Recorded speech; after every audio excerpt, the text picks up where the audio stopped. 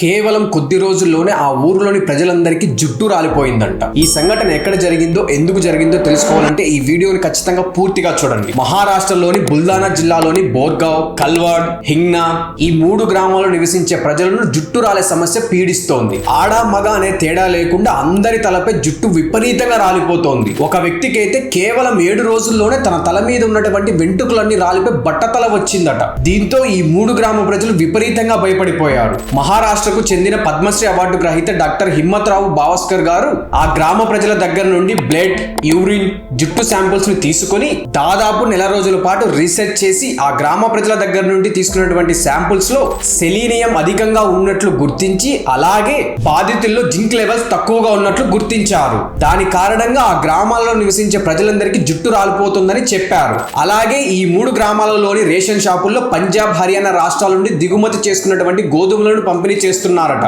Doctor హిమ్మత్రావు భావస్కర్ గారు ration షాపుల్లో పంపిణీ చేస్తున్నటువంటి గోధుమలను స్థానికంగా పండించే గోధుమలను పోల్చి చూస్తే పంజాబ్, హర్యానా రాష్ట్రాల నుంచి దిగుమతి చేసుకున్నటువంటి గోధుమల్లో సెలీనియం మోతాదు ఎక్కువ స్థాయిలో ఉన్నట్లు గుర్తించారు. ఈ గోధుమలు తిన్న కారణంగా వారిలో సెలీనియం స్థాయి ఎక్కువై జుట్టు వేగంగా రాలిపోతోందని కనుగొన్నారు. Do subscribe.